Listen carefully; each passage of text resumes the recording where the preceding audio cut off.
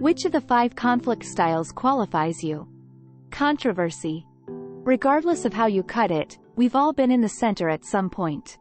It could be with your coworkers, friends, relatives, or even total strangers. Have you ever pondered, though, why some disputes just fade out while others escalate into full-on battles? The fact is that each person has a distinct personality and responds to stressful events in different ways. We frequently resort to particular actions when faced with conflict since they are indicative of our individual approaches to handling it. It's critical to comprehend both your own and other people's conflict styles if you hope to resolve disputes amicably and discover win-win solutions. Now let's get started and see where you stand. The first is avoiding. Some people would prefer to stay away from fighting completely since they strongly dislike it. They might avoid facing a problem head-on by downplaying it or acting as if it doesn't exist. There are benefits to avoiding fighting now.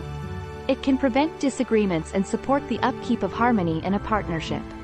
It also allows individuals time to reflect on their emotions and formulate a meaningful response.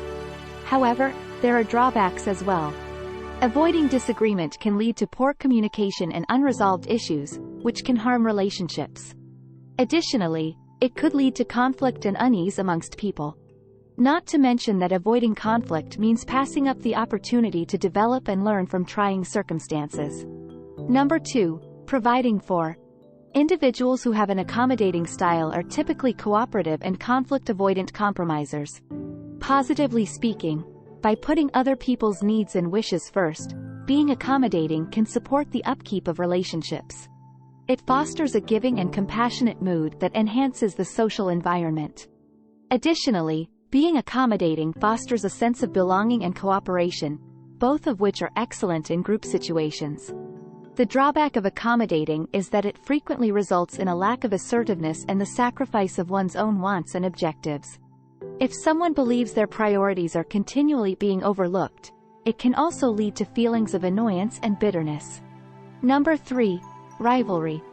Individuals that exhibit this attitude frequently put their own demands and objectives ahead of those of others. One benefit of competition is that it gives individuals a voice for their needs and wants, which can be crucial in some circumstances. It even has the power to project confidence. Participating in competitions can also inspire personal development and drive participants to reach new heights. The downside is that it can lead to an atmosphere of animosity and violence when people become extremely competitive and driven to succeed at any costs. Number 4, making concessions. There are people who only care about finding a middle ground when it comes to confrontation. They take compromises well and are adaptable. The benefit of compromising is that it fosters a feeling of justice and balance as well as collaboration and communication in the search for a solution that works for both parties.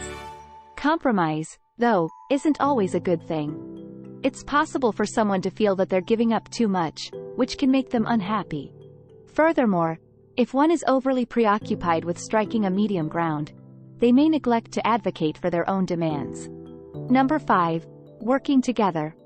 Collaborators put the interests and desires of the group ahead of their own by trying to discover a solution that benefits everyone.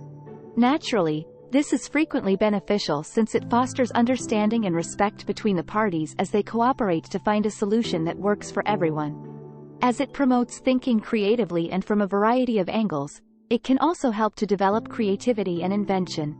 However, we must not overlook the difficulties that accompany teamwork.